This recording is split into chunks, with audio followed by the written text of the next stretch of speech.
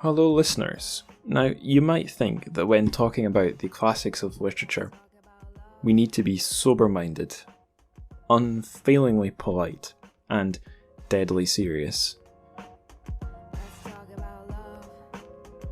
But I could not fucking disagree more.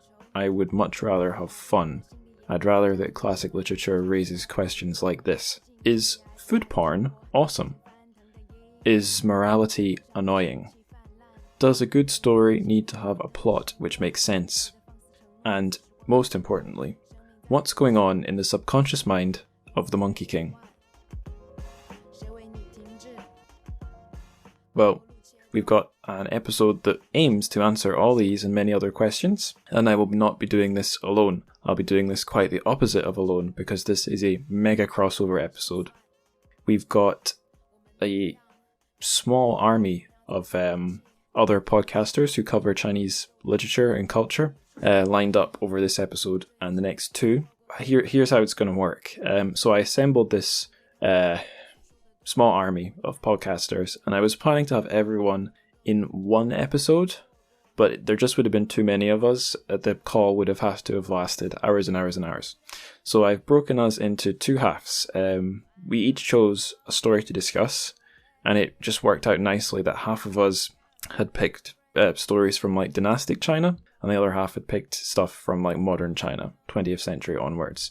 So for this episode, we're doing the classic stories. Next episode, we're doing the modern stories. And then the one after that, we're just going to have a big sort of party, or, Zoom hangout session, something like that, because it's going to be the 50th episode of the show, so I thought it would be good to do something fun. But yeah, that's what is coming up. I won't introduce my guests for this episode just now, because they'll be doing it themselves once the interview starts. But before the interview, I'm going to give you the TrChFic news, the translated Chinese fiction news. So first item, a very exciting book has just been released. It's available to order, certainly in the UK, possibly in other places too, but definitely in the UK. It's Distant Sunflower Fields by Li Juan, translated by Christopher Payne. So this book is being distributed by Impress Books, and it's published by Xenowist Books. So I will just read the blurb for you guys so that you know what's going on here.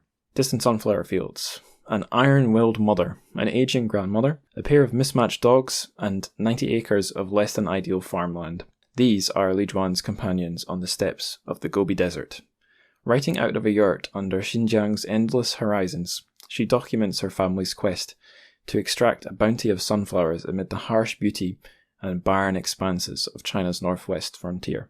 Success must be eked out in the face of life's unnegotiable realities: sandstorms, locusts, and death. While this small tribe is held at the mercy of these headwinds, they discover the cheer and dignity hidden in each other. But will their ceaseless labours deliver blooming fields of green and yellow? Or will their dreams prove as distant as they are fragile? So, it's a non-fiction set in Xinjiang, so pretty interesting. I really do invite you guys to check that book out. I've read it myself, and Li Juan blew me away. Great book. Definitely not quite what I was expecting either. Might surprise you too. Now, the next piece of news, this is related to our last episode on Beijing Coma.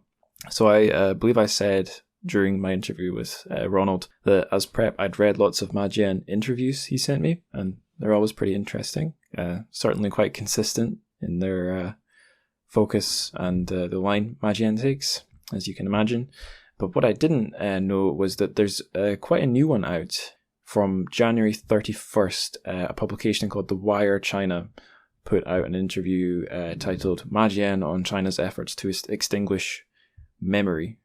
So pretty relevant to what me and Ronald were talking about in our discussion of Beijing Coma. Slight forewarning, you need to register to read this full article. So you got to click register on The Wire China. It's free, and it gives you like access to X number of articles per week or something. That you can also pay to subscribe and get unlimited access. But yeah, the article is free to read, but you do have to sign up to the site. for free. I think I've made that clear enough. The interview itself is, just consider it like the most up-to-date glimpse of what Majian has got to say, including, as you might expect, some stuff about the coronavirus. So that's there. There'll be a link to that and to Distant Sunflower Fields page on Impress Books in the show notes. Last piece of TrChFic news is some meta news about the show itself. It's just a repeat of last week's news that I've launched a mailing list. It's a MailChimp one. And I've set it up so that every time I release an episode, an email will be sent out. I'm holding off adding anything kind of my own creation just yet, because we've only got something like 16 people signed up. I'm thinking if 50 people, just an arbitrary number, but if 50 people subscribe to the mailing list, then I will try and regularly put some kind of news or behind the scenes or just thoughts out as a sort of a regular newsletter. But I think if there's not a reasonable number of people signed up, that would be a bit of a waste of my energies. But just another thing to see if it'll stick. So that is the end of the TrChFic news. Now it's time for the interview. Let's hear what one half of my massive Wenshui army had to say about some classic stories from the world of Chinese literature.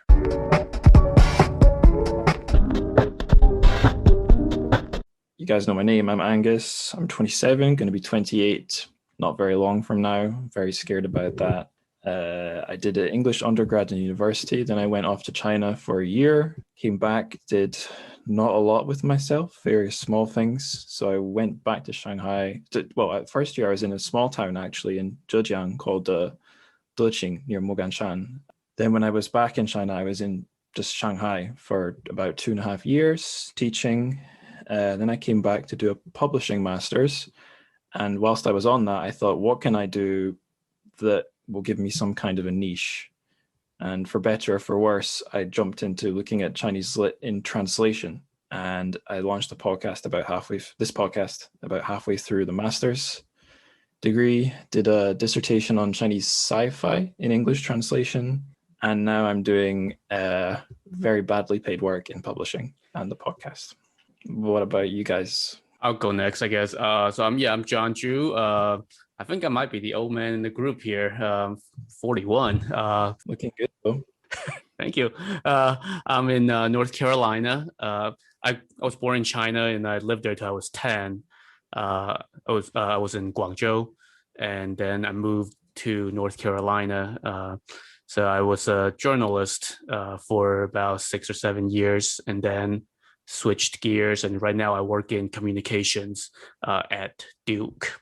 Right now I'm doing the Water Margin podcast, and before that I did the Three Kingdoms podcast. Ask you a question, John. Do you in your work have any communication with the Duke campus in Kunshan, just outside Shanghai? I work in the Duke Graduate School, so our admissions office works with them a fair amount because we have a couple programs, graduate programs based there. I personally don't have any really contact with the people there. Some of our communicators actually have gone over there for 5-6 week stretches when that campus was first getting set up, to help them with their communications operations a little bit, and also learning from them, seeing their perspective. Maybe eventually there will be an opportunity to go over there again and see. If you do, Kunshan has a crazy futuristic metal church thing. I don't know if churches interest you, but they don't really interest me. But that thing is one of the craziest things I've ever seen. And it's not like weird, bad Chinese architecture. It's really good, weird. Well, futuristic metal church sounds very interesting. It sounds like the setting of a hard rock music video from just the description. Right.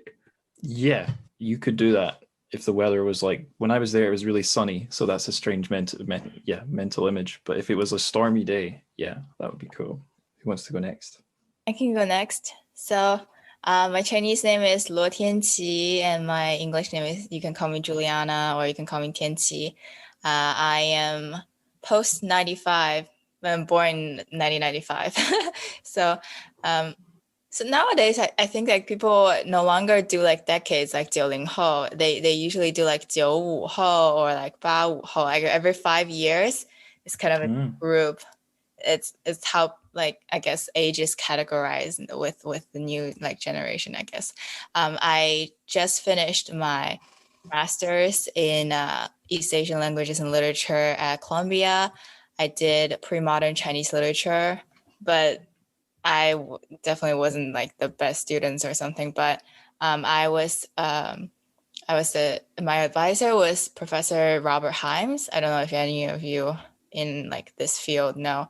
And it's funny because he was working on this book for almost like 6-7 years now, and he's gonna publish it as his new big work, and it's about how Black Death was actually originated in China in the, I guess, Tang. That's bad timing. It is. It's really funny because, I mean, with COVID, right? And we joke because I was telling him there's no way that after you publish that book, you're gonna be invited by the Chinese government to go to China. And now he's like, definitely not going. But I did my master's thesis on Pusongling, but I was kind of like slacking off a little bit because I think it's like a kind of easy topic or thing to write about. And after that, I briefly worked at a private school in Lower East Side in Manhattan called Avenues. And they basically just have all these really rich kids and they have 2 language tracks that they can go from preschool all the way to high school. So you can take math in Chinese or you can take art in Chinese, and it's either Chinese or Spanish.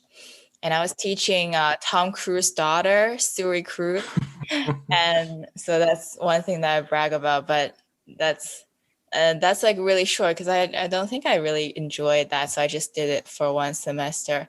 And then I'm working for HBO now, translating basically. I got to jump in here because that's not eerily similar, but a bit similar to what I was doing in Shanghai. I was at Shanghai High School International Division, Shanghai Zhongshui Guojibu.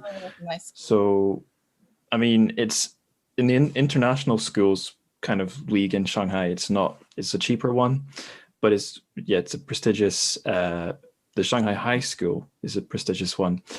So we had a lot of rich kids, some smarter than others. But we didn't really have anyone really high up because it's not such a fancy international school. But we did have Yao Ming's kid, the basketball player. I didn't teach. I don't think I ever taught that kid. I might have met. I don't know if it was a boy or a girl. You probably saw him. One time, like a foot taller than everybody else. I bet. Yeah. Well, yeah. It was perfect. I was sitting in a primary school classroom because I was a substitute, so I did all ages. But I was doing a primary school parents' evening, and I was facing the corridor. The classrooms were lined along a corridor, and that wall was like, door was here, no windows at door level, but above the door there was like these thin strip windows. And I looked down, I looked up, and there was like a head, like a Pusong Ling story, like a head floating about 9 feet in the air. And I was like, oh shit, that's Yao Ming. And yeah, it was the one time I saw him. It's funny you bring that up about Yao Ming. I read an article last night about how like the first thing he had to learn was how to talk trash when he started playing in the NBA. And so now he like goes back and plays with his buddies in China and he like talks trash in English to them and they have no idea what he's saying. And I always thought that was really funny. Maybe they'll learn a few things. Yeah, during the parents' meeting, I was hoping that I would see Katie Holmes, which is Suri Cruz's mom, because I used to watch her TV shows, which is like in the 80s, like Dawson's Creek or something. I don't know. That's the 90s. Don't make me feel old now. any older. Yeah, and I heard she only went once. I never saw her. She only went once, and every parent were like starstruck. So looking at her like, yeah, seriously, very, very good. Yeah, very sweet girl. That's good. Mason. Yeah, so my name is Mason. I like long walks on the beach. No, respect. No. So I'm from Oregon. I was born and raised here. In high school, I studied abroad in Taiwan through Rotary for a year, and then I lived there for an entire year. I returned to Oregon, and I got my bachelor's, my undergraduate in Chinese language, with a focus on literature. It was mainly Qing dynasty literature, but they just said literature. And then I lived in Taiwan for about 5 years after that. So I decided to go to Germany, and in Germany, I studied at the University of Würzburg, where I studied Chinese studies with a focus on late Ming literature. And then that's when I kind of got my passion, where I wrote my master's thesis on the Encyclopedia for Gentry and Merchants as a depiction of mercantile literature in the late Imperial China.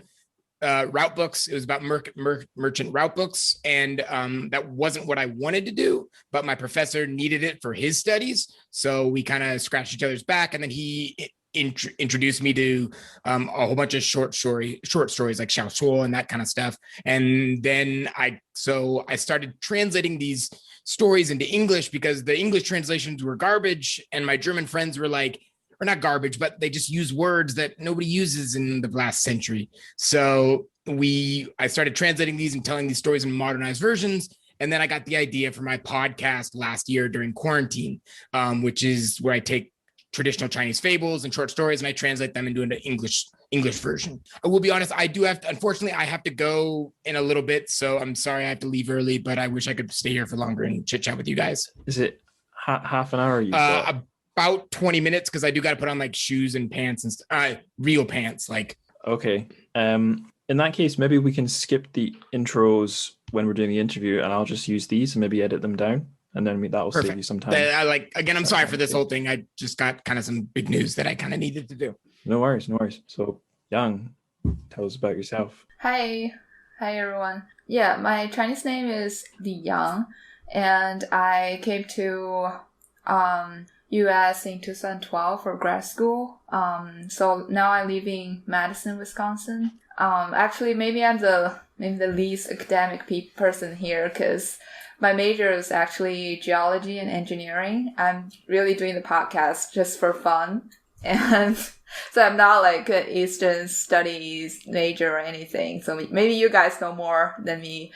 I did the podcast just out of like fun, because I like to read a lot of stories when I was a kid and I like to share with people. And when I look it up on the internet, it's kind of hard to find the English translations, like what Mason just said, like maybe just the classics, like, but not the little stories or the little myths and legend stories. So that's why I started the podcast, and I did for a year and a half, but I stopped a little bit this year because I was a little bit busy. But I will start, last year, 2020, but I will start sometime this year again. Cool. I guess just so that we get full use of Mason here, we can get the ball rolling. So I guess what we can do is we'll go person by person. They can introduce their podcast, because we've already done like introducing ourselves. Then you can introduce, maybe quickly summarize the story you've picked. And then I'm going to ruthlessly set a 10-minute timer. And then we'll have 10 minutes discussion for each story. And then once we've done all the stories, if you guys can stick around longer and there's any burning questions you didn't ask, we can do that in the leftover time, if that sounds okay. So yeah. Mason, you've told us a little bit about yourself and your podcast. Is there anything else you want to introduce, or just go straight to the story you've chosen? In all honesty, I kind of told it pretty well in that introduction. So I think check it out. It's called the Plum Forest Podcast, and it's wild and crazy stories that you never know what's going to happen, because a lot of these stories don't have any real plot structure. Kind of, but yeah. And it's a fun podcast, and it's good for a nice little drive to your commute to work or whatnot. All right. Okay. So tell us about your story that you've picked. So I picked The Thunder God. It is one of Pu Songling's stories in Liao Zai Zhi, or stories from a Chinese studio. Strange stories, however you'd like to translate that. But I picked this one because I thought I've always been boggled by this story. I've always wondered, like, the whole thing with it's two young boys. They're good friends. Then one of them dies, and one of them becomes a magistrate, or becomes a higher up person in the village. And he realizes he doesn't make money from it. And so he becomes a merchant. And so then as he's a merchant, he treats this like humongous dude and to a whole bunch of food. And then this guy introduces or kind of gets to know him a little bit better. And after one thing leading to another, he turns out that he is the thunder god and he was sent to earth for doing some wrongdoings.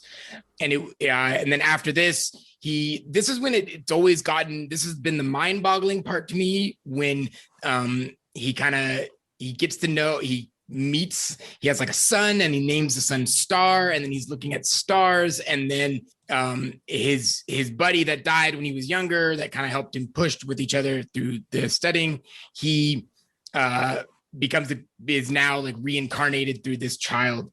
And it's the star. And I always thought that like, it's a really good story until like the last like paragraph, like maybe 10, 15 sentences. And then it just becomes a huge jumble. And so I've always thought this is really interesting. And I wanted to get your guys' opinion on this too, because I've talked to a lot of professors and a lot of people about this story. And it's always interesting that how people partake that end of the story. I kind of liked the story most at the end. I felt like it was a twist ending, and I don't know if a lot of the Pusongling stories end on a twist like that, or if they get weird, if they get very weird earlier on. I'm really not an expert, so does it make sense to think of it as a twist ending?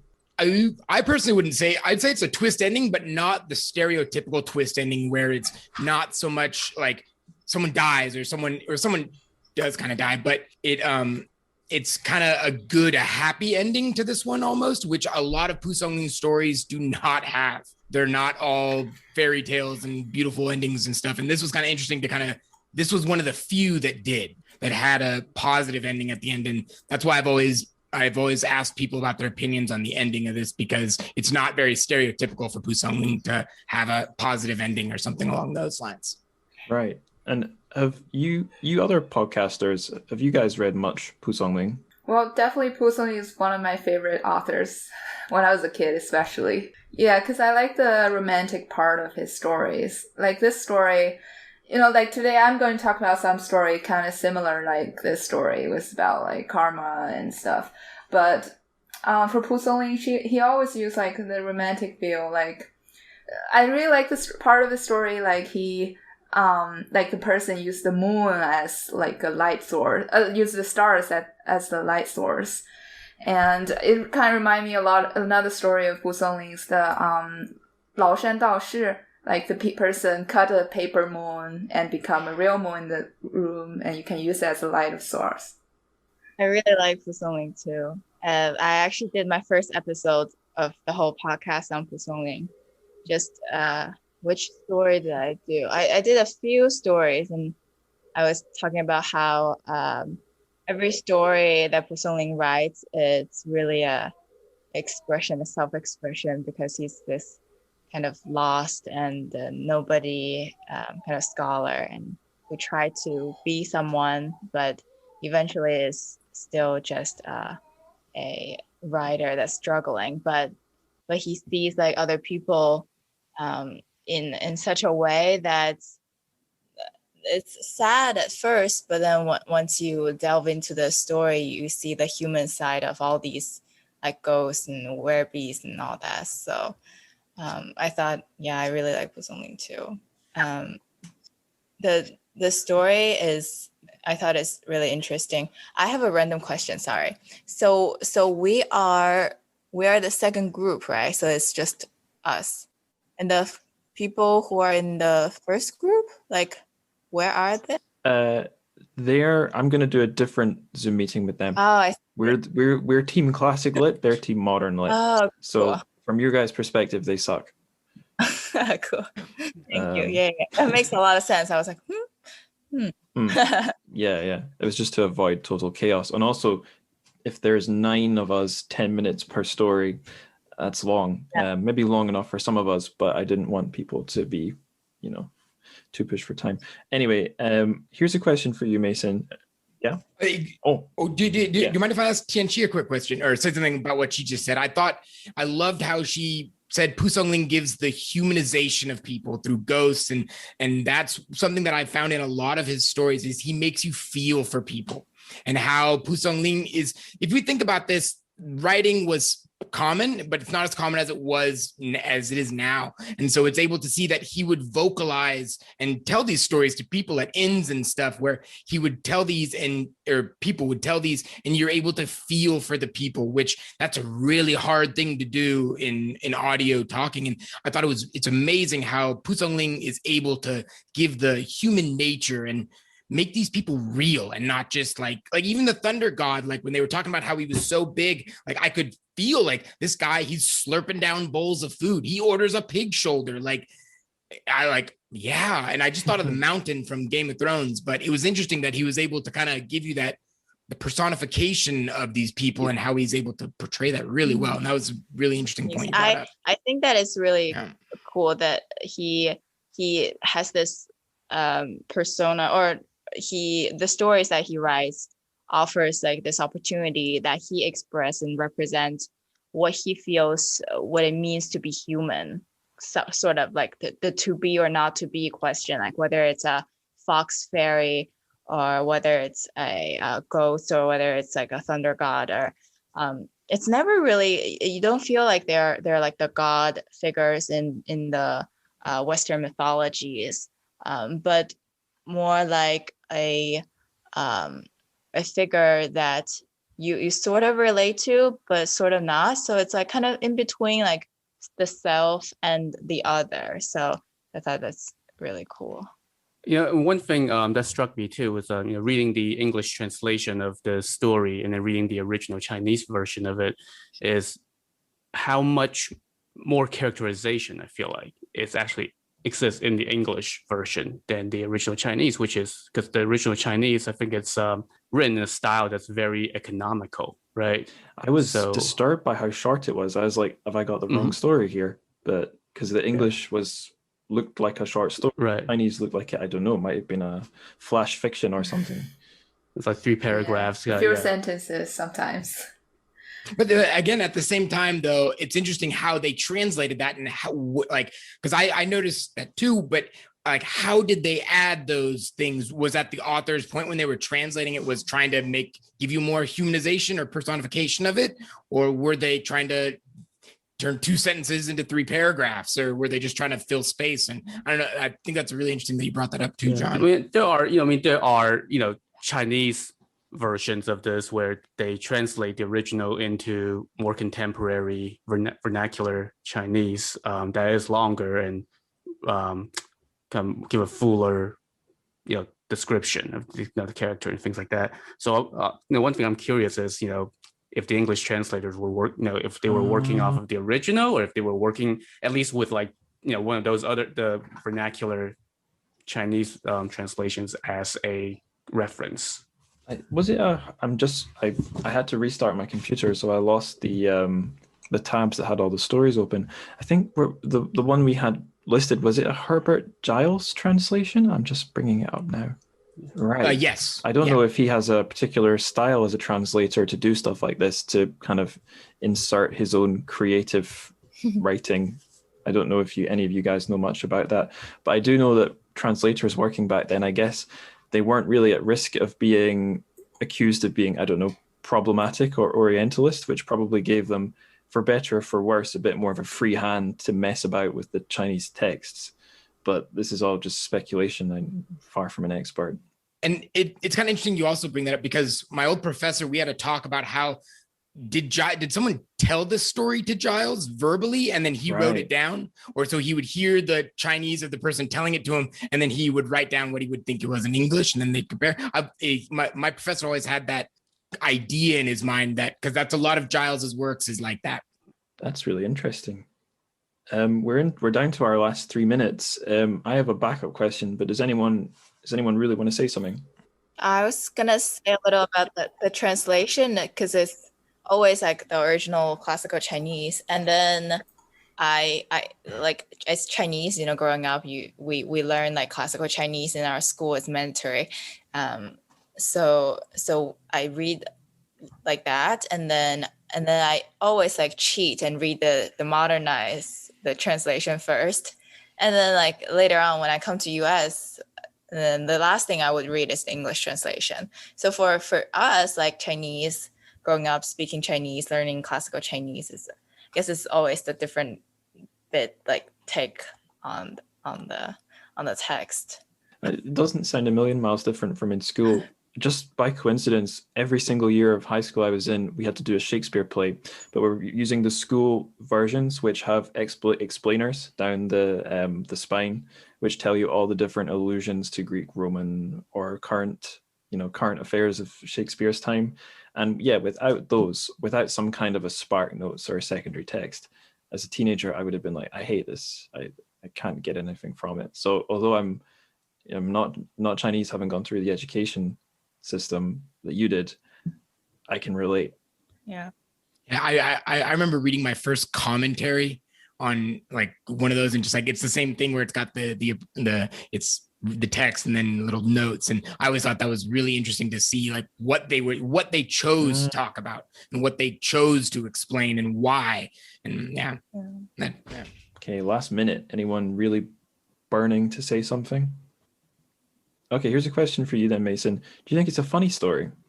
Okay, this is that weird, wild roller coaster we're about to go on. Where 40 seconds. I'm gonna go. Yeah, I'm gonna be this quick with this. No, I don't think it's a funny story. I think it's a heartfelt story where it starts sad, kind of goes down, goes up and then down, and then it kind of adds on a positive note. Where with the star and he's having a son, which it's following a lot of the traditional values of traditional Chinese culture, where he has a son finally, like, oh yay. And so I felt this was like a heartwarming story and not so much a scary or frightening or kind of intense story as compared to some of the other stories. And there goes my alarm. All right, Mason, do you want to stick around for another 15 minutes, or have you got to get going? If I can get going, that would be ideal. But if you need me to stay around for a little bit more, how long do you think you'll be going till? Another 10 minutes for these guys each, plus intro time. So call that 45 plus any time, maybe another hour thereabouts. Okay, so yeah, if I return, because it shouldn't take too long. If I return, I'll check in and see if you guys are still going. Yeah, cool. All right. Well, thank you very much. It was nice to meet you all, and hopefully I'll see you guys in a little bit. Cool. See ya, Jen. Bye-bye. Bye. Okay. See you. Next up is Yang, I guess. You want to introduce your podcast first, then your story, and then we can ask the questions. Okay. So hi everyone. I'm Yang, the host of Chinese Mythology podcast. So in the podcast, I talk about Chinese myths and legends that you can seldom find English translations online or in books. So today, my story today is called Weaver Shi Meets a Friend at the Strand. The Chinese is 诗润则贪却欲有. It is from the book 警世恒言, Stories to Awaken the World, published in 1627 by the author Feng Menglong in the Ming Dynasty. And the translation is by Ted Wang and Chen Chen. I'm going to talk about part of the story, the first half of the story, because it's a little bit long. So it's about this guy named Shifu. He's from the place called Shengze, and he is a weaver guy, which is like he does the weaving. He's a weaver in the silkworm industry. And the story is about one day he found a pouch with a lot of silver in it, and he returned to the person who lost the pouch. And they lost contact for years until one year he went to this place, another township, to get some mulberry leaves for his silkworms. And he accidentally met the guy who lost the money again. And the guy who lost money is called Zhu En. So Zhu En was really glad that after so many years he met this person again. So he let him stay at home and tried to make a feast for him. Zhu En asked his wife to cook some rice with chicken for Shifu. However, Shifu said, I don't need the chicken. We just have fun and eat something else. After dinner, Shifu stayed at Zhu En's house. During the night, Shifu heard some sounds of chicken, and he ran out to see what's going on because he thought the chicken was chasing after by a weasel or something. And as soon as he ran out of the house, he heard the crash. And when he looked back, he saw actually his bed was crashed by some axle falling down from the roof. It's a really long story. And Zhuan came to see him and say, "Oh, I thought you were." Zhuan actually saw the sound of the chicken, and he thought it was a whistle chasing after chicken as well. So he was outside checking when he also heard the big crash. So it turned out Shifu was saved by those chicken because if he didn't come out of the house, he will be crashed. He will be died. And Zhuan said, "Oh, because you saved. The reason you were saved because you didn't eat this chicken last night, so you're saved by this chicken." Yeah. So it started to rain the next morning. After breakfast, Shifu prepared to leave. Well, Zhuan said, "What about stay another night for another day? Because we haven't seen each other for all these years." Shifu just say, "Okay, we can leave together tomorrow. I can leave tomorrow." So so the next morning, a powerful windstorm actually blew up, and Zhuan exam says, "It's heaven's will that you should stay with me instead of going further on your trip, because everyone who will cross the lake must be in peril." And Shifu agreed that the windstorm is truly unexpected and fearsome. So after the rain stopped, Shifu and Zhuan start their trip back home. When they arrived their township, the neighborhood all came out and asked, "So did you get the mulberry leaves?" And Shifu said, "Oh, actually, I got those mulberry leaves from a friend I know from years ago. I didn't actually go across the lake." The neighborhood was, the neighbor was like, "Oh, you're so fortunate, because we're wondering if the people who cross the lake actually, we're wondering if the people who cross the lake are still safe." And when Zhuan and Shifu finally back home, Right. they heard some sound of whipping suddenly arose in some neighborhood houses, because apparently the boat Shifu took with the other companions actually capsized, and all the passengers on the boat died and drowned, except one person who returned and bring back the sad news. And Shifu was appalled, and he came to Zhuan and said, "Oh, my big brother, if you hadn't persuaded me to stay for for another night, I probably will suffer the same." So that's pretty much the first half of the story. Like, Shifu, it's basically like this person, Shifu, picked up some money somebody else lost, and he got good fortune after returning back those money to the person who lost the money. Okay, something I was really wanting to say at some point in the episode was, so I've listened to all of your guys' podcasts a little bit, but maybe the one that I've got strongest memories of, Young, it's your podcast, because I would listen to it a lot when I was doing my master's in Edinburgh, and I would be usually walking to work. It was my only exercise in the week. So I took a long walk, and I remember listening to your podcast with your husband. He's the co-host. So you're telling him these often quite strange and obscure stories. And my favorite part of every episode was just listening to him kind of, I don't know, being completely weirded out or going like, "What?" Yeah, I think that's part of the podcast. Yeah.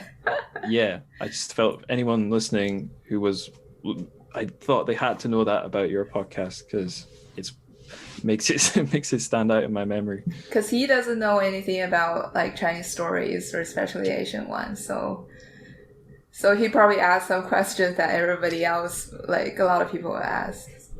Do you think he's learned a lot over time? Because honestly, before I started my podcast, I only knew a little bit, but just reading the things.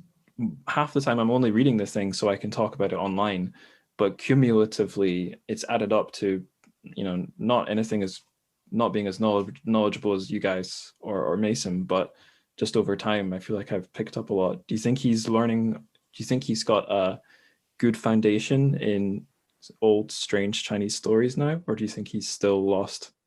Well, I think definitely not, maybe not the story itself. Probably don't remember exactly what happened in the stories, but you definitely get the idea, or you kind of start getting to know the Chinese culture and the values. Right. Okay. Yeah. I'm going to use that as a starting question for our discussion. I've just started the clock. Do you think there's a lot of traditional Chinese values in the Weaver Shu story? Yeah, for sure. Actually, I really like the stories in the series by Feng Menglong San Yang Er Pai, but I don't actually like his way of writing, because he's really actually I skipped the part because he really likes to tell people, oh, this is about the moral, blah blah blah, this is the value, blah blah blah. It's really annoying. Because when I read story, maybe it's my personal preference, I don't like to talk about the morals, because in my podcast, it's the same. I don't like to tell people, okay, maybe author want to say that the moral of the story is blah, blah, blah. I just want to tell people this story, and then people can get what they want from the stories. Yeah, and Fomolo definitely like to talk about values a lot in his stories.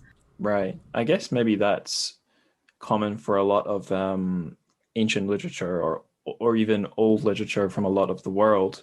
There wasn't the same sort of fiction industry that we have now with novels and stuff and ideas about how you tell a story in first or third person, blah blah blah.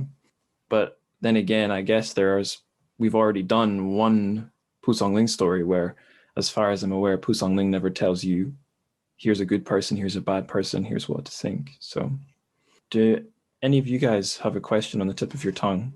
Not a question, but just going along with the idea of how moralizing the story is, that also kind of stuck out to me as well. In many ways, it kind of reminds me of when I was growing up in China, and they would try to teach you proper behavior in schools, and it reminds me of little stories that they would tell you like that, right? The other thing I think about too is that I feel like the way these stories are written, I think part of the aim was that they were written in part to be told orally. So I'm imagining a storyteller, I don't know, in a tea house or something, and telling these stories. And I guess that's in that way I could see where at the end, the storyteller may just use that the moralizing lesson. In today's lesson is that blah, blah, blah. So I can see in that. Yeah, but then I guess the other thing that I kind of noticed about Feng Menglong's stories is that the way he structures them, he always opens with these one or two little smaller anecdotes that are related to the larger anecdote. And since we're talking about this on a podcast, it's kind of funny because it struck me that it's almost like he needed a little extra filler to make a certain time or something, right? He kind of so okay, let me group two or three stories together. Yeah, I currently do a freelance job writing children's stories for an education company, and they pay me 7 cents from a US dollar per word. So there is it's good pay, and there's strong incentive to just more adjectives, some description. Kenchi, are you gonna? Do you mix your sorry, this is off topic, but I just couldn't help. Do you mix your Chinese stories with the writings that you do, kind of giving them some moral tales that are influenced by you reading, knowing all these stories from China? I think something I had to remind my Chinese friends, they would say in our culture there's lots of emphasis on family, on morality. And I was like, well, I went to church the first 12 years of my life. There was a lot of, and my primary school that I went to they were very fixated on God and Jesus. And maybe one strength of Christianity, at least the New Testament, is there are some quite good short fables, but they're often, the teacher I went to Sunday school as well. And every story ends on, here are the morals. You should learn the morals. They don't really end on a discussion about, well, they could end on a discussion, but you couldn't deviate from the meaning you were supposed to get from it. So again, although I'm not Chinese, I wasn't brought up with these stories, what you guys are saying about being fed the story with the meaning and the moral, I can relate. That describes a lot of my childhood. Not so much my high school, cool. But it stopped in high school. I went to a much more secular school, but yeah. Well, that's the one reason I like the Brother Grimm story, because they're so dark and you don't really know what's the moral of the story. Yeah, I grew up reading Brother Grimm's story too, and I took German in college when I came to US. My German professor was like, "Why do you take German?" And I said, "It's because I like the dark." Yeah, I really like Feng stories. I think it's actually I don't know, I'm generalizing, but in academia, I think it's a big trend to interpret like Feng like all these 画本, like 小说 stories in a new light, kind of, and also to dig them up, because Feng wrote so many stories, and not all of them are translated. And well, I guess a lot of them are translated now, but not all of them were analyzed and all of that. So the PhD students just really need to grab on something, and a lot of them grab on Feng because it's fairly easy. You don't have that obscure words and stuff. So like at least at Columbia, my advisor actually studied Feng stories, and some PhD students I know also do these. They write about really funny things. I think the PhD students, like some of them write about like 特神, like the god of toilet and things like that. And the 民间, the deities, like local deities and all that. So I thought it's very cool. I hadn't heard of Feng Menglong before organizing this big crossover podcast, so I don't know anything about the man and his life. Yang or any of you guys who might know, is much known about the guy beyond his stories? Yeah, I think he's a well-known historian, right. And he was a court official too, right? I think, and I believe he and his brothers, like he has two brothers, and I think they were all well-known as scholars. So, and he wrote a really long novel, like the 东周列国志, about the Eastern Zhou dynasty, which is the spring and autumn and warring states period. That's where I actually first kind of encountered him, and then when I found his other short stories. Cool.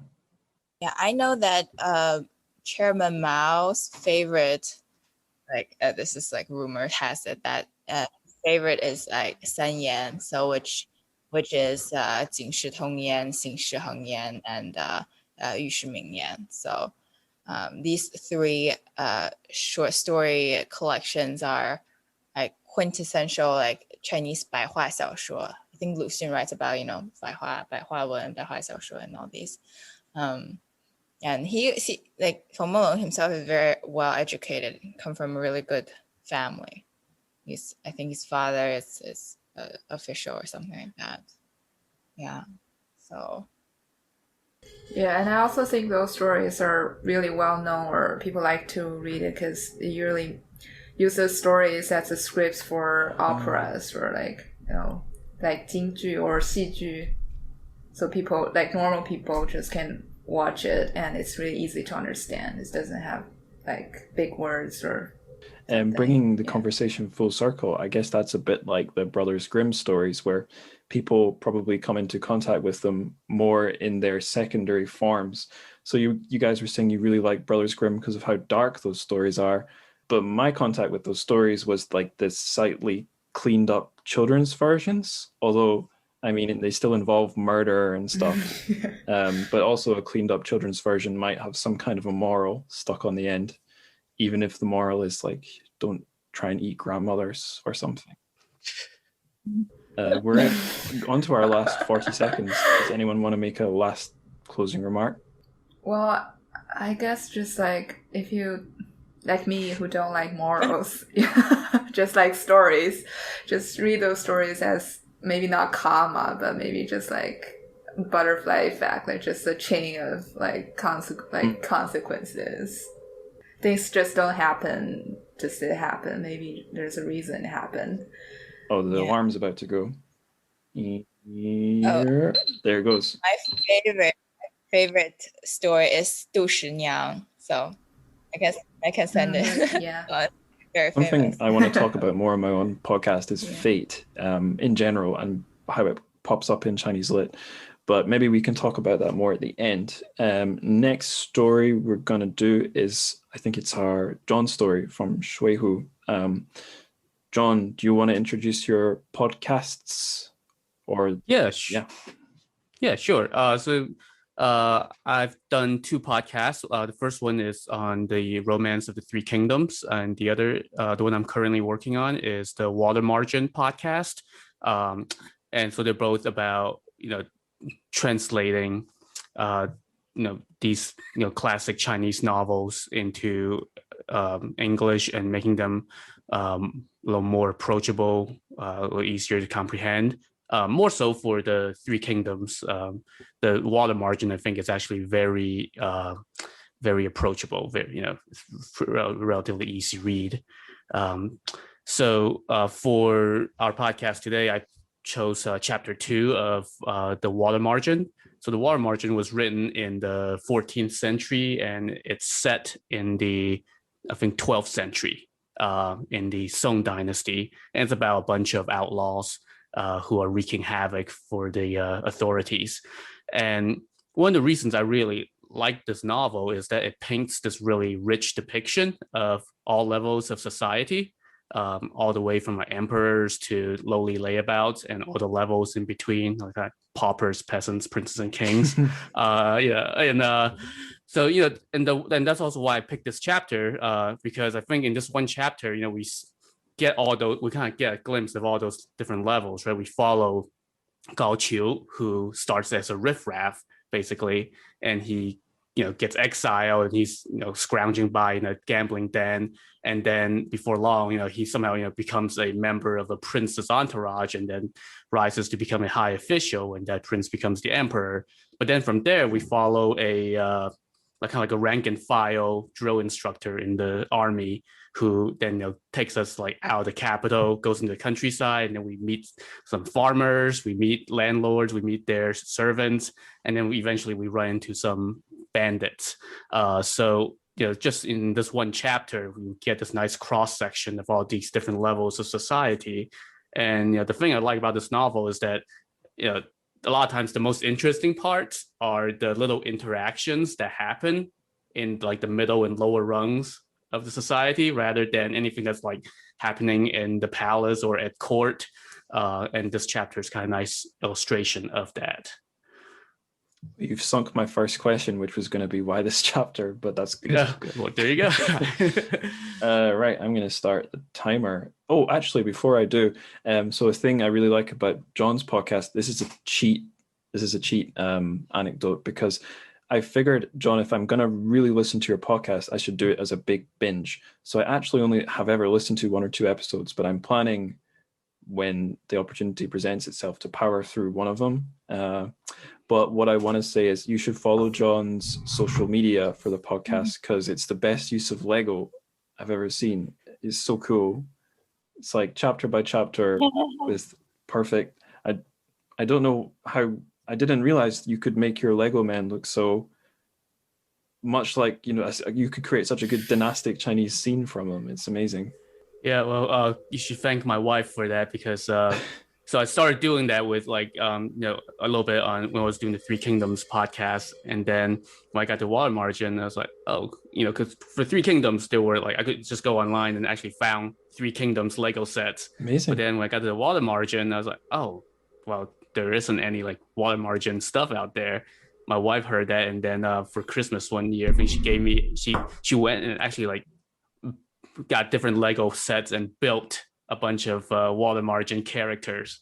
And this is from somebody who, is not all that familiar with the Water Margin. So she did a ton of research into, she went online, found pictures from TV shows and comic books and whatever, and built Lego characters that if you knew the characters and you looked at these Legos, you immediately knew, oh, that's so and so. So so she is the enabler in all this. That's amazing. I wasn't expecting that. Okay, I'm gonna start the timer. And I'm gonna be the token Westerner again, because this is at least two of our stories involve like feasting and eating together, and I remember I'd never thought about the significance in that of feasting or eating in literature until I read it was a chapter in a book called, what was it, Breakfast with Socrates, that breaks down a day and analyzes each part of the day using philosophy. I think it was all Western philosophy. And when it got to like mealtime, the writer talked all about Beowulf and how it's basically a book about eating. Everyone feasts together, the monster eats people. And I know in this chapter, everyone kind of bonds over a meal. Is that a big thing in all of Water Margin? Like dining together? Is there much we can say? Well, I think every other page there's like some kind of feast. Right. Once you get going in the story. So I think, yeah, you're right. Feasting is definitely a significant part of the social interactions, right? And one thing I really like about the Water Margin, one of my favorite parts is when the main character Song Jiang goes to he gets into trouble, he gets exiled but his dad bribes the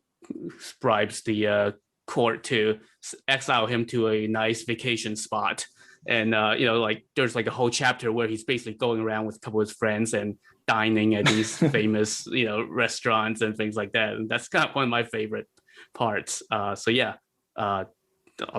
Food and feasting definitely play key parts in these social interactions, and since this novel is so much about these kind of social interactions, so we see that a lot. So it's like literary food porn almost. Kind of, yes. That's reminding me of when I read Song of Ice and Fire. There's some insane descriptions of food in those books, and it's like, that's why George R. R. Martin is perhaps such a large guy. Yeah. Yeah, and like with the Water Margin, one of the interesting things is that it's not just like a feast. Like the author gets into very specific, talking about like specific vintages from of wine when they're in a certain area. So you're right, it is kind of like food porn and booze porn, drinking. Yeah, yes. I've read a few Chinese stories where it's like there's an author, Murong Shuesun, who likes writing about kind of corrupt guys in business and politics, and there's like long sections where it's like just what they ate, how drunk they got, and it's like, yeah, this is cool. I'm enjoying reading this, even if it's not really a plot. Anyway, I'm going to stop talking. Tianqi and Yang, is there anything you want to say? Oh, I was going to go on the food point because I took one class with the professor on Buddhism at Columbia, and he would make the dessert that's from the book. And then he would give it to us in class. So that was really cool.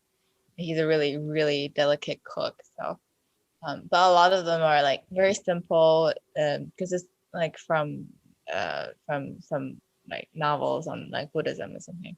So it's very like 全素. So it's all vegetarian or vegan actually. Cool.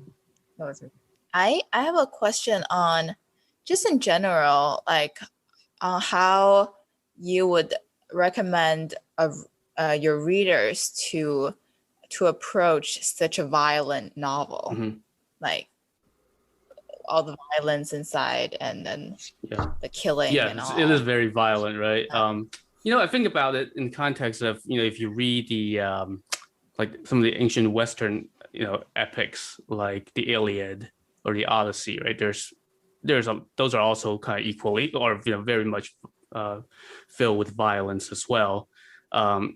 So I mean, I would read it from that perspective that it's the maybe perhaps the ethical or that part of the times, right? Kind of reflective of the times. And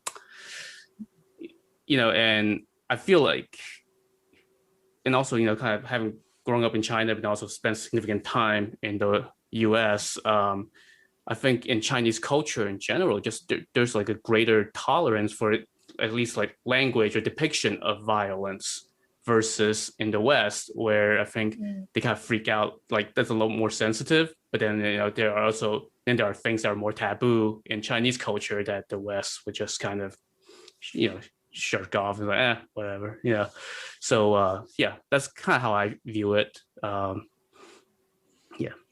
That makes me wonder if there's a difference in Western and Chinese stuff, not in how much does violence appear in literature, but does violence being in the story affect whether people think it's high literature or low literature?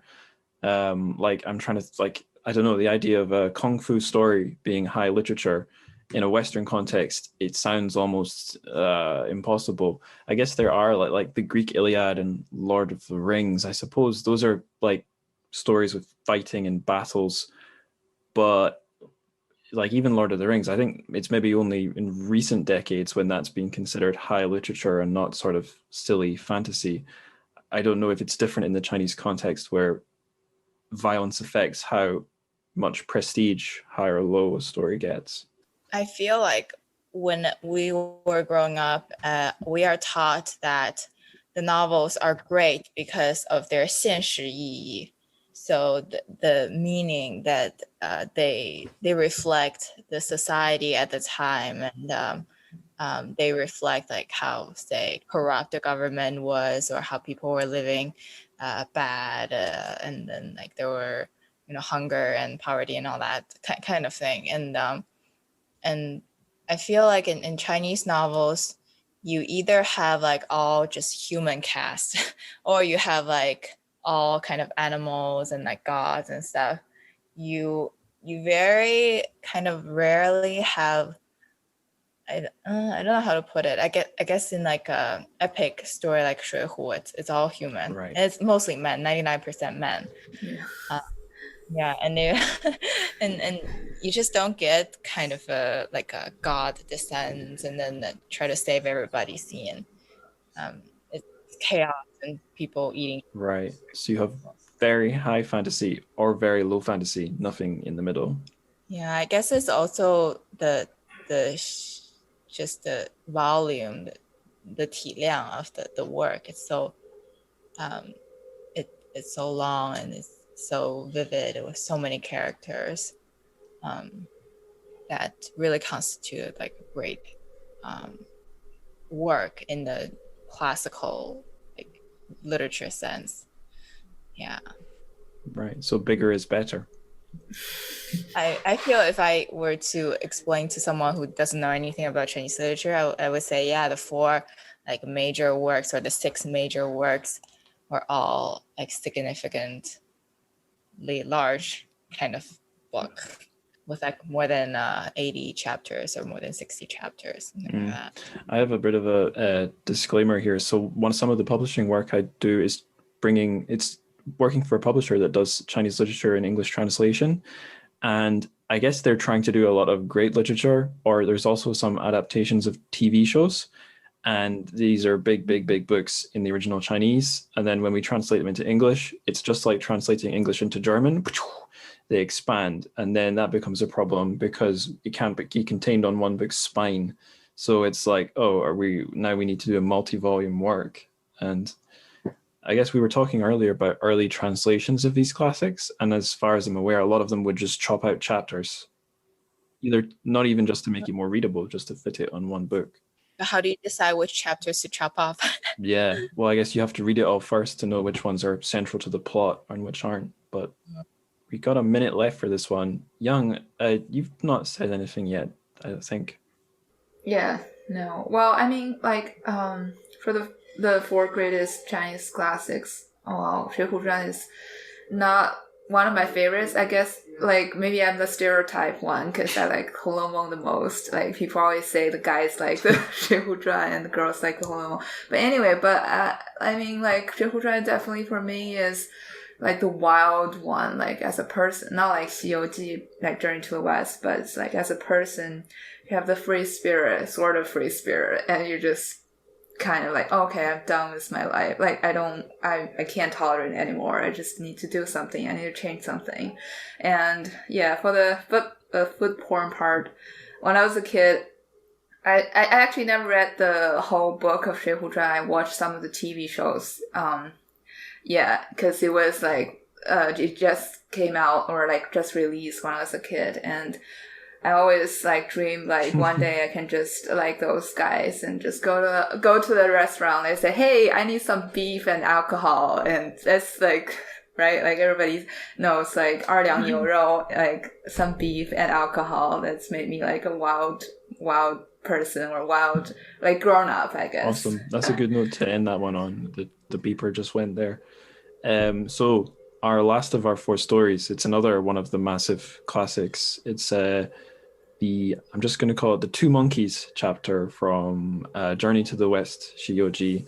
Tianqi, this is your one. But first, do you want to introduce your podcast? Yeah, so I am Tianqi, and my podcast is called Stories from a Chinese Studio. I kind of took that name from Pusongling because Pusongling writes, the strange tales from a studio, the strange tales from. Anyways, so I did my master's in pre-modern Chinese literature, and while COVID hit, I realized that I have a lot of time on my hand, and I really want to do something to make sure that the papers that I wrote during my master's time get to be out in the light some way, not just in the basement, hidden somewhere, like with the great books or in my professor's like deleted trash folder of submitted student work. And I grew up in China, actually. Where I lived most of my childhood is really close to Yonghegong in Beijing, which is the Lama Temple, and really close to Ditan, which is the temple of, not temple of heaven, but the temple of earth, I guess. So I was exposed to a lot of like traditional Chinese culture and literature. And of course, when I was doing the podcast, I kind of got a little bit lazy. I put out my podcast mostly like in a more written form that are extracted from my papers. But I hope that my audience like it. I guess it's a unique type of podcast. It's very, very academic-ish, but maybe people like it. And I picked Journey to the West because I think it's among the most popular Chinese literature out there in the West, and there's a lot of big TV adaptations, let alone like the cartoons and the animated stories all over since like the 80s that they did the TV show, and I found it to be the work that influenced me the most growing up, not just because every kid watched the TV show, but also because it really teaches you like how to get over the difficult journey that is life, really. Like he encountered 99and the 81 difficult difficult monsters or something, and we in our lives also encounter all these different difficult times, and how we toughen it up and then go through them. It's what I get from it. I just really like interpreting stories and sharing it and getting feedback from my friends who listen to it. And I'm hoping actually to do interviews with like other podcasters like you guys. So I would really love, I just started it last November, so very like new, to just talk about like how Chinese literature influenced you, or like your favorite stories and all that.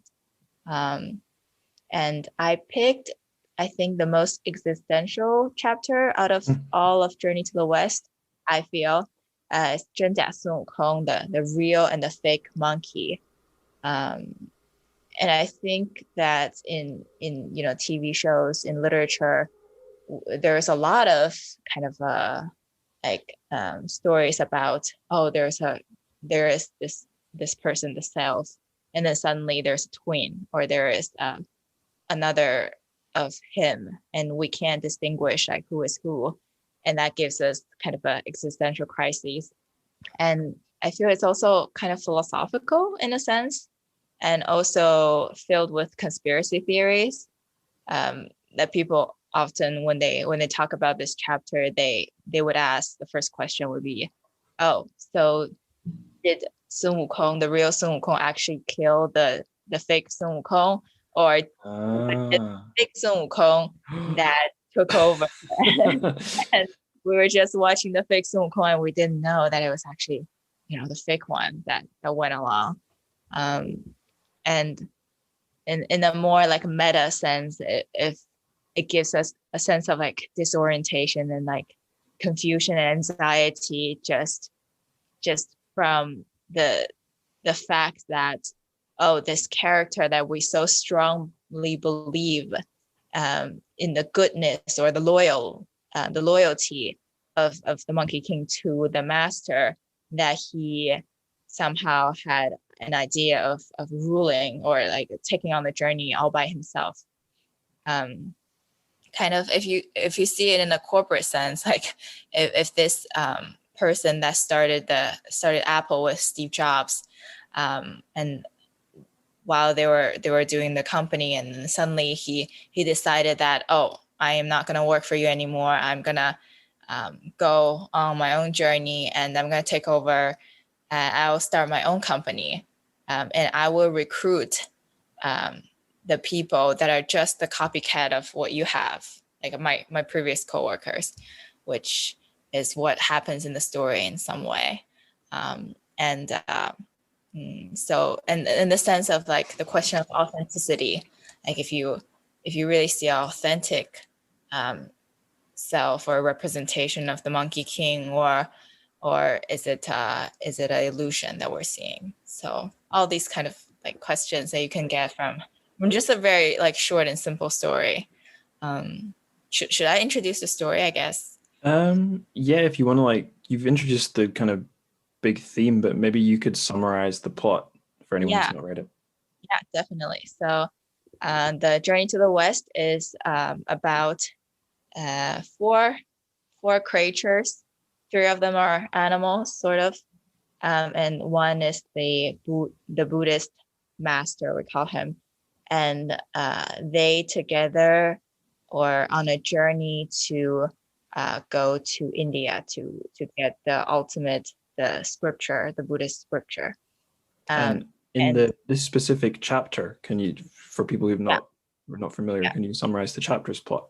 Yeah. So in the chapter that is the real and fake Sun Wukong, our major character Wukong, who's a monkey, was really sad because he killed a bunch of like the thieves for his master. They were stealing him and trying to kill him. And then his master, of course, being a Buddhist, was really angry and that he was killing people. So he said, "Oh, I'm not gonna have you. You should leave me," basically. And then he was really sad, and then he ran away to the god and say, I'm gonna argue about this. I'm sad. And then his other two Tudi, the students, I guess, the pupils, they went off to find the monkey, but instead they encountered this monkey that is called Liu'er. They didn't know that it's not the Monkey King himself because he looks just like him, but then he acted in a very ruthless and brutal way. That other monkey took the master as hostage, and then the other pupils ran after him and realized that the fake monkey has gone back to the hometown of the real monkey and started a whole monkey group over there. And he, in the scene, he brought out the exact copycat of the two pupils and told them that, I realized that, why am I doing all this for master? I should be the one who is on the journey on my own with my, my helpers here to get the scripture. And then the two monkeys fight, and they went to the Guanyin Pusa, which is usually the goddess that solves all the problems with the monsters that they encounter in the journey. But then this time, even the goddess couldn't tell the real one from the fake one. So, and then they fight, and then in the end, the fight to the top god, the ultimate answer. And then he says, okay, you're the real one and he's a fake one. And then the real one killed off the fake one, and then they happily continue their journey, basically. Yeah. All right. I'm going to be sneaky and squeeze an anecdote in before I start the clock again. So again, maybe it's token Westerner perspective. So growing up, I had almost no exposure to Chinese stuff except maybe British Chinese takeaway food. And then once every few years in school, they teach us about Chinese New Year. They teach us Kong Hei Fat Choi, the Cantonese, blah, blah, blah. But I had there was a weird moment on UK television where one of the TV versions of Journey to the West was appearing on one of our private channels, Channel 4. This was back when we only had 5 channels, BBC 1, BBC 2, ITV, which were your sort of mainstream ones, and then 4 and 5, which tended to have more strange stuff. And I think it wasn't the one that's famous in China that made it over here. I think it was the Japanese version, although I'm not really sure. And it became a bit of a cult, like a popular subculture thing, because people who didn't have the context thought it was this really surreal, random thing. And my dad heard a little bit about it and he showed it to me. And I was like, what the hell is this? Why is there a pig? Why is there a monkey? Why is the makeup and costuming so bad? I just didn't know what to make of it. I thought it was some surreal Chinese or Japanese thing. And then I went to live in China, and I think I heard about it before I saw it, but I was trying to describe the show and asking my Chinese colleagues and friends, do you guys know this? And they're like, yeah, of course we know this. This is our childhood. We love this thing so much. And I was like, what, really? And then finally I saw the classic adaptation everyone loves, the TV version from the 80s. And suddenly it was in context, and it was still a bit weird, but I was like, yeah, I see why people love this. It's and when I learned the plot as well, it's such a archetypal, perfect adventure story and plot. There's probably parallels in every world culture, the quest, where you encounter many hardships to find something. So again, I know I keep saying it, but it's not too hard for me to relate. Although I still don't understand why there's a pig guy, but whatever. So yeah, I'll start the timer. Does anyone want to jump in first with a question? I guess I can answer the pig part. A lot of people interpret the different, the animals, which is the Monkey King, of course, and the pig, and the Sha He Shang. So he's sort of like kind of human-like, but not really. He's the one carrying all the doing all the labor, carry stuff. And then of course there is also Bai Long Ma, the horse that Tang Seng, the monk rides on. And they say that it represents different parts of human nature. Like, for example, the pig is the laziness and the greedy pig, and then the Monkey King is kind of the brave part, but also the kind of the one that impulsive. It's like the impulsive, rebellious, easy to be irritated. type that you need to contain. And Yeah. and that's why in this chapter, you really see that the Monkey King kind of if you interpret it as like part of the human nature, he rebels. He really thought that he could take over. He could be the one, not the follower, but the leader, sort of. Right. Yeah.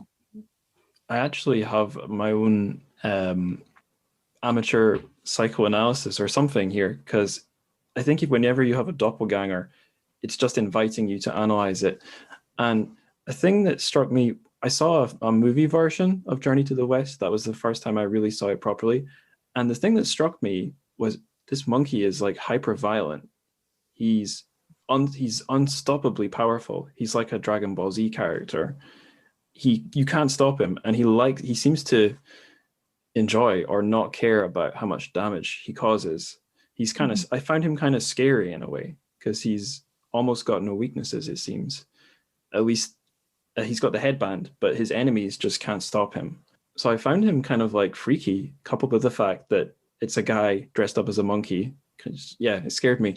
So and then reading this story, I was like, when's he going to do something mean and violent? And right at the end, he squishes this tiny helpless monkey with his stick. And I was like, right, it feels like maybe, because I worked out from before the start of the story, he's killed people and he feels bad about it. And maybe this is my bad understanding of the character, but it's like he's realized killing is wrong and he's hating this violent side of himself. So, and then in a way, if we're using metaphors, he's kind of split in two, or he's facing his shadow violent self. But he realizes, no, I am the hyper violent guy. This is who I am. Bang. Do you think that's bullshit, or do you think I'm seeing something? No, that's actually like a very valid, and actually a lot of people think that that it is actually a split within the Monkey King himself, of course. And there are two reasons for that, at least that I see. One is clearly from the text that he says the Xin. So when the Buddha is seeing these two, he's not saying that this is two monkeys, but two hearts, like the two parts of a single heart, basically.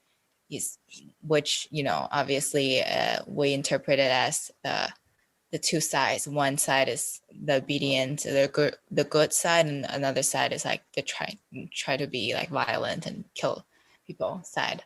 And another one is the fact that the goddess, like the mere god, kind of not the mere god, but the lower level god couldn't tell, but the really high level god could see it right away, that which one is real and which one's fake, is kind of, I think, because the god knew all along that this is a plot that the Monkey King is putting on himself, kind of, that he put on this whole show.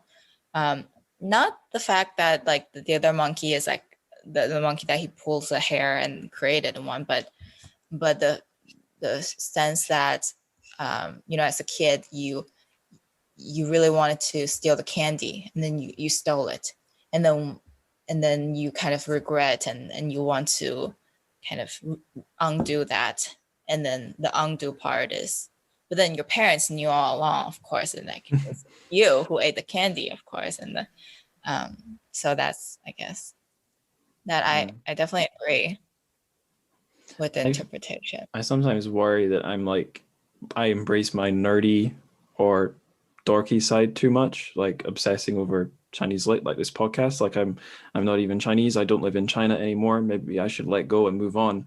But then I have this similar moment where I'm like, no, I'm reasonably good at this, and it's fairly core to what I do. Let's go further down the hole. Just lean into it, right? Yeah. Yang and John, do you guys want to say anything? Yeah, I mean, just kind of go back to like what you were saying when we talk about the TV shows, and just to show like how influential those were. Like I cannot think of these characters like independent of the way they were actually portrayed in the 80s TV show.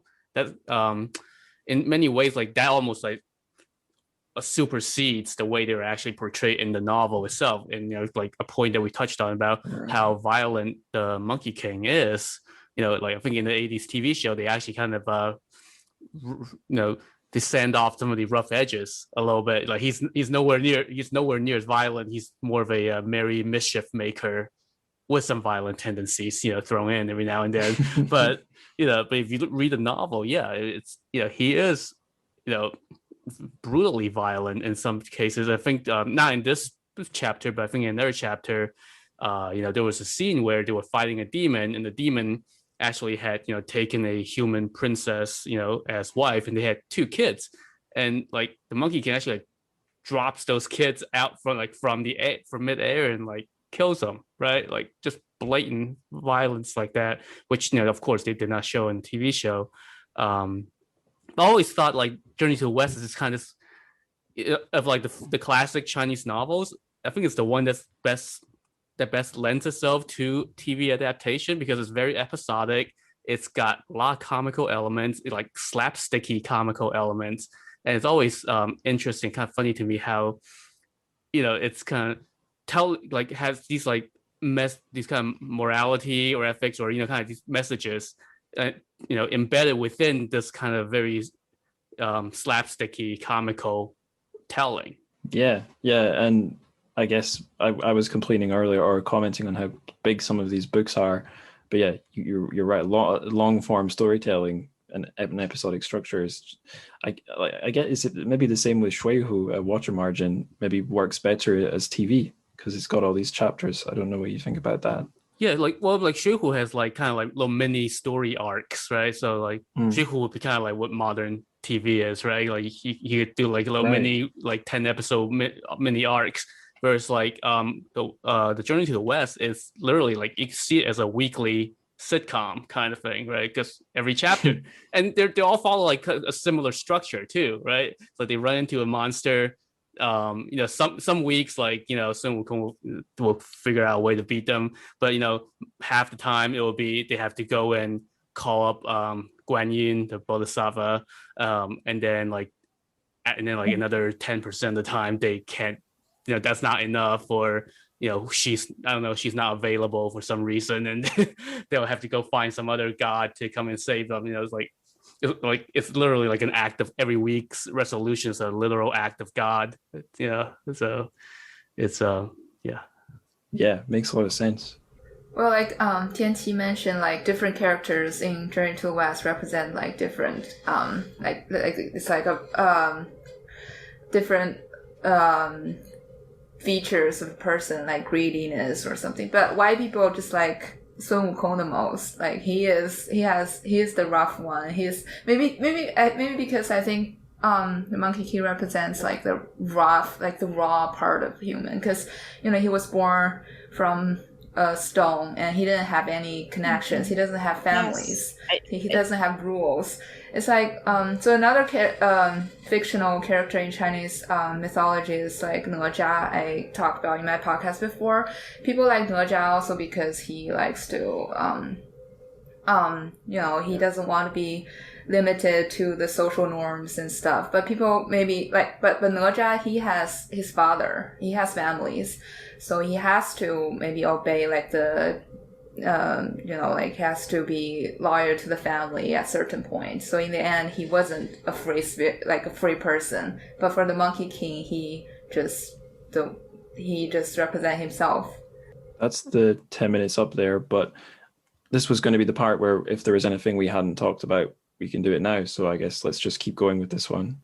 On what Yang said about, I think it's really, really good that you pointed out how Monkey King came out of stone. Really, he in the text when people are asking Wukong what is Wukong's last name or Xing, it's like or personality, kind of two ways to interpret the same word. And Wukong said, 我无姓, I don't have a name. This is in the very, very beginning when people, yell at me, I would not be angry. When people hit me, I would not hit back. I don't have any personality. I don't have a last name. And then he says, I don't have I don't have parents, I don't have family either. And at that time, it's kind of like the existent moment for the human. I guess there is no sense of right or wrong. He doesn't have a name. There's no tag on him that says, you're the Monkey King or you're a monkey. He is just like a infant baby, basically. And once he got the name, once he got the Monkey King's name, once he got a mission, and suddenly he has this sense of like 名利心, which is, I guess in English would be the pursuit of like kind of fame and sense of purpose. And then he adopted this way of thinking that there is me and there is you and there's other people and there is me, right? So it's kind of like he ate the apple, and then he only has a sense of like evil and good and evil, and he has all these personalities, and he can be happy and he can be sad and he can be angry and hungry and all that. And once he had that, you see that he started kind of like showing off all his skills. But before that, he wasn't like this, and the monkey, the fake monkey's name is 6耳猕猴, and so 6 years, but it's not really 6 years. They in Buddhist in Buddhist interpretation, in the previous chapter when Sun Wukong was visiting the another Buddhist god, he mentioned 6耳, and then Wukong said 此间更无6耳，只弟子一人. So at the moment there is no 6耳. 6耳 is like 6 years, which you see it as like the third person kind of creeping in, like listening in. And he says, oh, it's just me. There's no like third person Watergate incident. There's nobody listening in, so you can teach me all your knowledge. That's what he told the Buddha. So and then this comes from like the Buddhist saying of 6耳不同谋, which is which kind of means that you don't share the secrets with other people. And in this story, of course, the Monkey King has 6耳. It's because he suddenly has the sense of what if like there is another possibility. So he is diverted into thinking about another way of life and another life that he could lead. So I guess in that sense, if we're really like trying to carve out like the meaning behind the text, you can interpret it that way. And yeah, Tianqi, when you it's amazing. Sorry, John, go on. I was gonna say, when Tianqi was talking about kind of like Sun Wukong's kind of biting the apple, kind of the loss of innocence, it reminded me of like early in the novel when he goes off, when he first sets off to go in search of a master to teach him teach him the magic and things like that.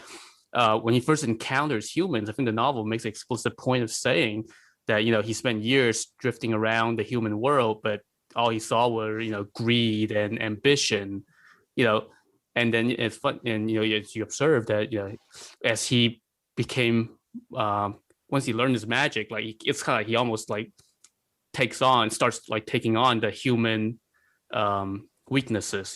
He falls into that same trap.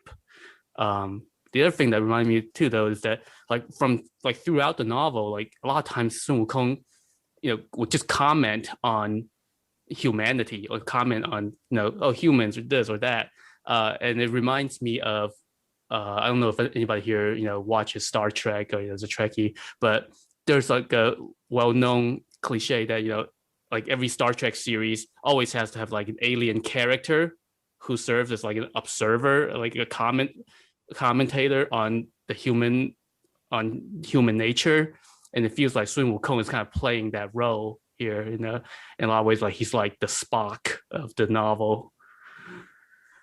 Of all the people I thought we'd hear any of the characters compared to, I never would have guessed we'd be comparing Sun Wukong to Adam and Eve, but it makes so much sense now that you say it.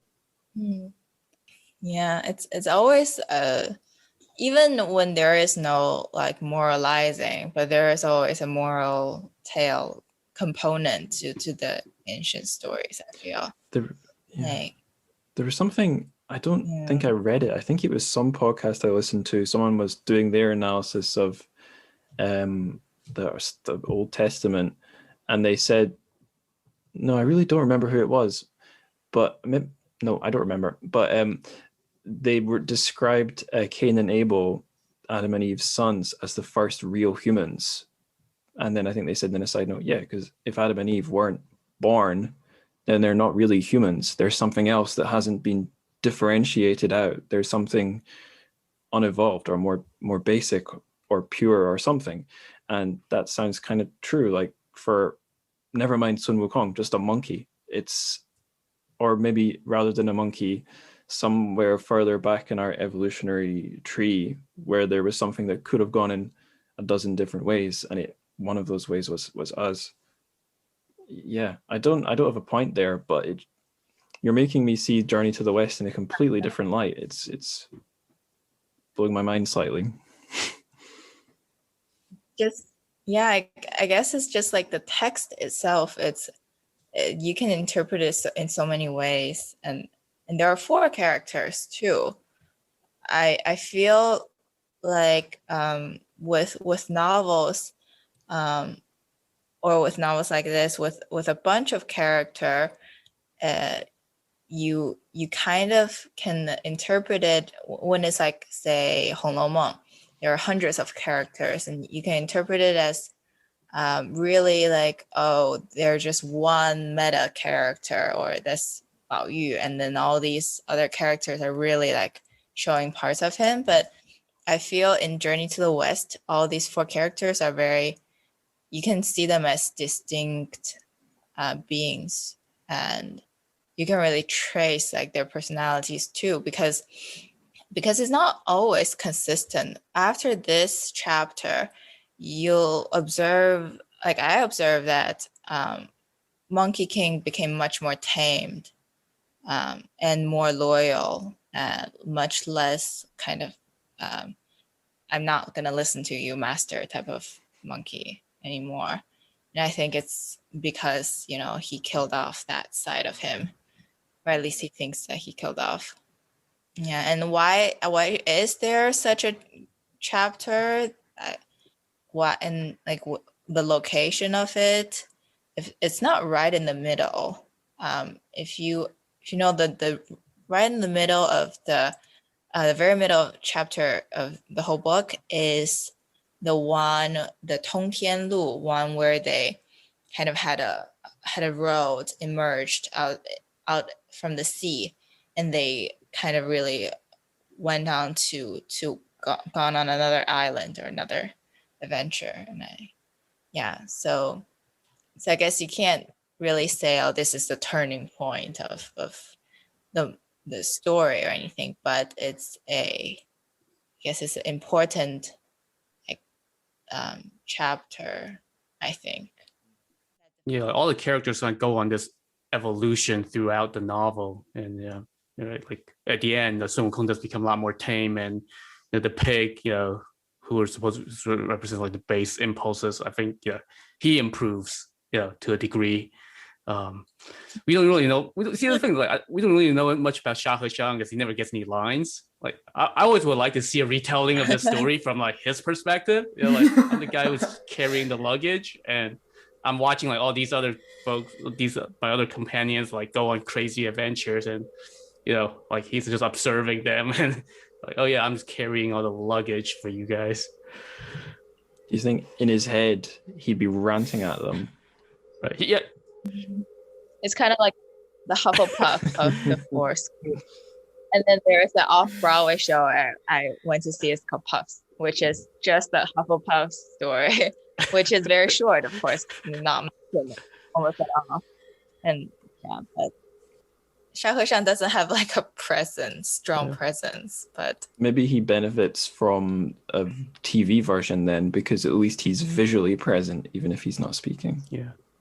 A lot of times he's like the peacemaker, I guess. Yeah, when Sun Wukong and Zhuba Jie kind of starts bickering.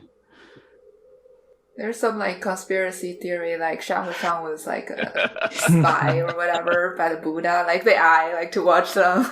I love theories like that. It's funny because in the end, in the very end, only 2 of them out of the 4 got the Zhenjing, so actually became like real, I guess, real god. Yeah, became real god. It's Monkey King and the Master, actually, and the other 2 got kind of also got a certificate, but not. That was one thing I had a question for anyone who wanted to answer. I remember, again, token Westerner question. I remember reading, I just arrived in China. I had the October holiday. I didn't know where to go, but I had a history book, which was China history. So the whole country's history for thousands of years in one chunky book. And I read it and my mind was blown at various points. But one was the idea that maybe the thing that kept the idea of China together for so long was the bureaucracy, the world's oldest bureaucracy, and how that makes it a little bit different from like feudal system in Europe and so on, because it's meritocratic. And I wondered, when these 2 monkeys had their dispute and they needed to solve it, they just escalated it up the bureaucracy of heaven, or even if we want to be postmodern, the customer service of heaven, just trying to escalate it to the management. I don't know if there's anything in that, but it just struck me like, oh, we just need to, we're not going to go right to the boss because we can't bother him or her, but let's go to the first god up the chain. Yeah, because definitely in Taoism, there's this hierarchy thing. And also in Buddhism, I don't know, maybe it's like the Taoism was like influenced by the Buddhism hierarchy, because the hierarchy thing in India society. It almost feels like they were doing this in this chapter just to pad out the chapter some, because in other chapters, like, they have no problem going straight to like Guan Yin first, or right to like the Buddha, and it's almost like here they were intentionally like going to all these other less powerful entities, right? Like, because they go to the Jade Emperor, who was already established like previous in the novel, like the gods in his service are not all that particularly powerful compared to Sun Wukong and Guan Yin, and so it's kind of interesting to me, like the people he sought out, to try to tell them apart. Yeah, so why go to all those places when you could just, go to Guan Yin and okay, she can't solve it, then just go to the Buddha. Maybe he didn't want it solved. Maybe he just wanted to drag out the fighting for as long as he could, because that's where he gets his kicks. I feel like Buddha is also like the ultimate Buddha. It's also doing kind of a PR thing, because at the scene, right, the 2 monkeys are here, and then there's all the god watching them, and he's kind of like doing the judging part, but also if he had knew all along, who is who, and this is like a show that the Monkey King put on or something like that, all these conspiracy theories, but yeah, he didn't say that, oh, it's all you, or it's all you, or like who is evil and who is good. He didn't really say that, kind of. So I thought it's interesting. Yeah, I, like Mason, who was on earlier, I've been a teacher, and I remember sometimes your strategy is, if your pupils are misbehaving and they're digging a hole from themselves, you let them dig the hole just a little bit further, so that when you come in and sort it out, it makes you look better. So it makes a lot of sense strategically. Yeah, and you kind of let them do the killing themselves, not you kill the fake monkey. You let the real monkey kill the fake monkey. Yeah, delegation of tasks. Did you guys really want to say anything about any of the other stories? The Water Margin chapter, the Pusongling story, Weaver Shu's story. Is there anything the time ran out and you didn't get to ask or say? I have one thing. I kind of noticed this. I think it jumped out at me most in the Weaver Shi story, where the two guys become sworn brothers. And because in my podcast, I've mostly looked at modern Chinese literature, and the other classic literature I had read was Hong Lo Meng. I don't remember any sworn brothers in that. It's mostly a guy and his... Well, you will see a lot of sworn brothers in Water Margin. Three Kingdoms, the Romance of Three Kingdoms. No, I remember because I listened to the first few yeah. episodes of John's Sangguo podcast. And yes, now that you mention it, lots of sworn brothers bring themselves in. But this is a new concept to me. I never encountered that living in China, because obviously I was living in modern China, not the Ming dynasty or whatever.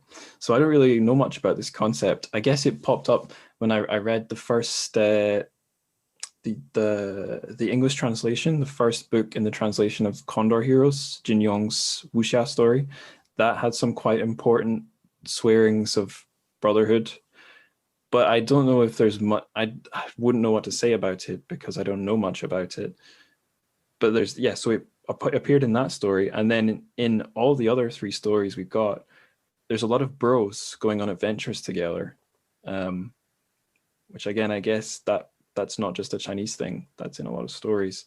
Is there anything we can say about it though? Can we analyze it much? I feel like Chinese people, like even today, there are like sworn brothers. But if you go to like a feast or dinner with Chinese people, when they get drunk, they probably call you brothers or like we are brothers and stuff.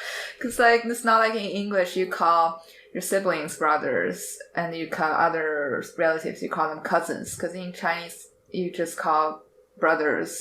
Like if they're just a guy, you call them, like you're in the same generation, you call them brothers. But I guess sworn brothers is more serious. You just try. You can sacrifice I think, like, for their lives. If, like Lord of the Rings was, a Chinese tale, like Frodo's whole entourage would be sworn brothers. Like that similar type of relationship, just by a different name, maybe. Right, ride together, die together. Yeah, exactly. Right. Yeah. There's always like a rite of like becoming brothers. You have some like bloodshed usually, like you kind of cut your hand a little bit or something like that, and then you guys mix the blood together, symbolizing that you're actually like becoming like blood brothers. Yeah, real like brother. Yeah. So this is very funny. It's a very like manly thing to do in a sense, masculine thing. You don't see women blood sisters. Like, no, that would be weird. Women are actually smart and yeah, they're not so eager to die and get killed. Yeah. But the sense of like a 关系 in a very shallow way. Like you always need some people to help you out when in time of emergency, to send you masks when there is like a COVID happening. I guess your brothers would be the ones who send you masks. Yeah, I can't speak for all of Western people, but like I have a group of friends who were friends with me from high school. I did have a group of friends who I knew from like nursery, so kindergarten, but they kind of ostracized me sadly about halfway through high school. But it means the friends I have now, and they're all guys, although we all have girlfriends now, so that we have there are maybe some women in our circle now, but it's really a boys club. And we probably all in our heads have a similar idea that we're brothers, especially during lockdown. We've done Zoom calls together. Have we saved each other's lives? Probably not, but I think a lot of us would do something similar for each other. But maybe this is a British thing. We would never say it. We're too repressed. Yeah.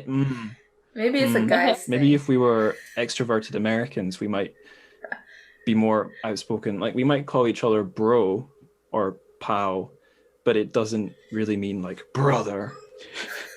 But I think inside there is something similar. We just don't say it. For better or for worse. Yes, if there is alcohol involved, it would be. Well, it's the thing. Yeah. I mean, the brother is in China always have like Right. baijiu, right? Or some kind of alcohol. Well, I mean, on our Zoom calls, the first ones we would drink together because it's how we used to socialize, but it didn't feel good. So now we have pretty mostly sober Zoom calls. But yeah, it's very true.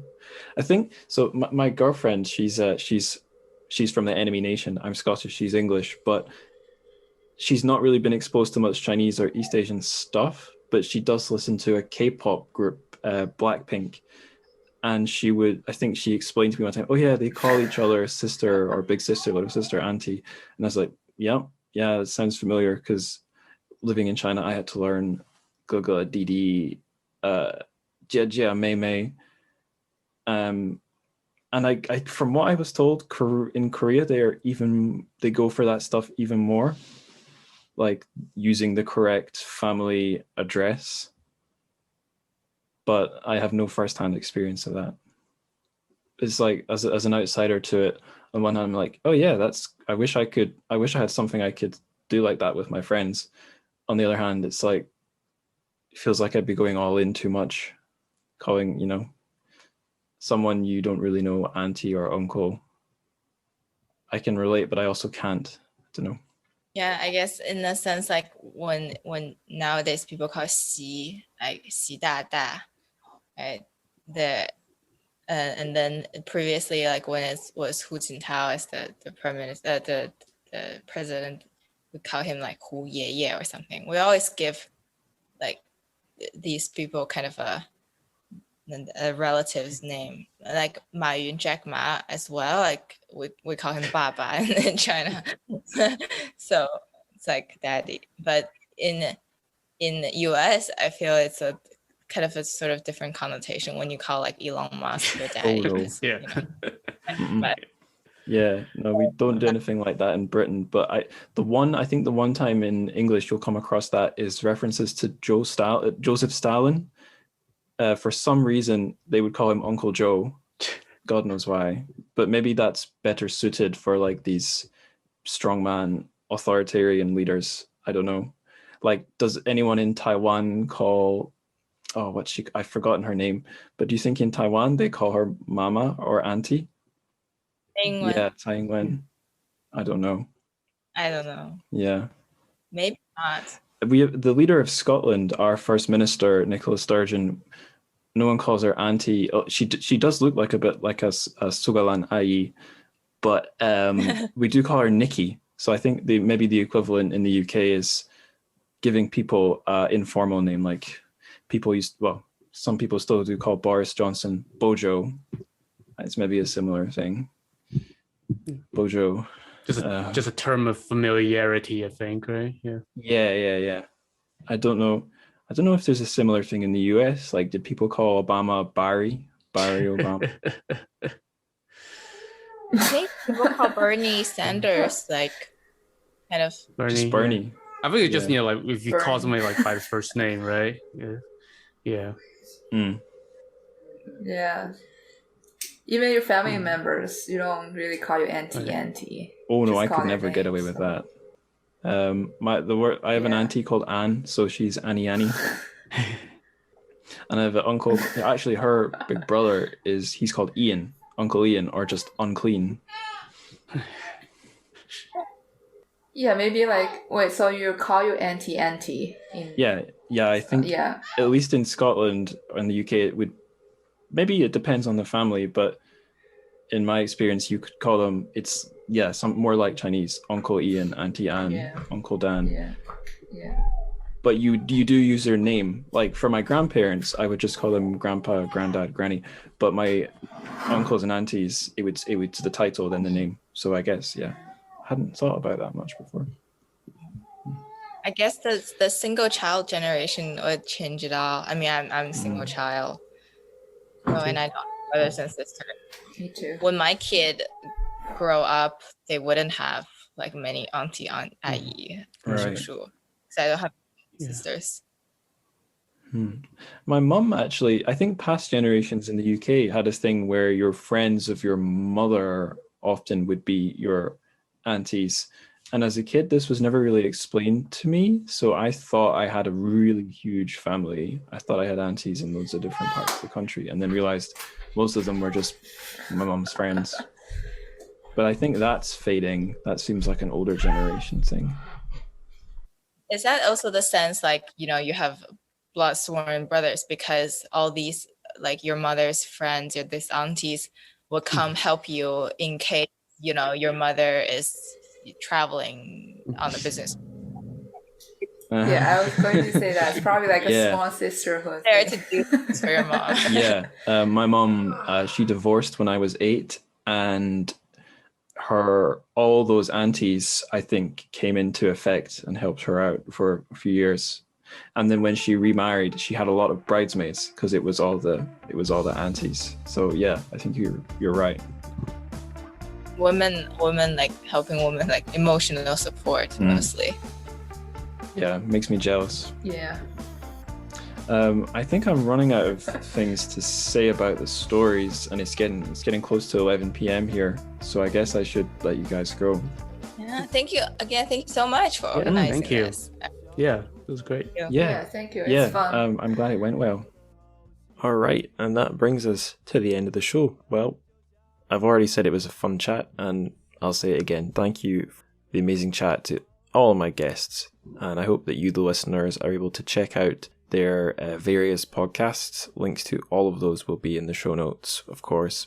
All that remains now is for me to do the plugs at the end. So first up, I'll plug my Patreon, the show's Patreon, because there are some quite interesting rumblings there just now. So I'm planning to do a Taiwan season, several episodes on translated fiction from Taiwan, and I've announced or listed what those works are going to be, or very likely going to be, on a bonus episode on the Patreon feed. And I've done a 1 hour Patreon episode giving my preliminary thoughts on one of those books. It's The Membranes by TrChFic. So that's it's a very interesting case.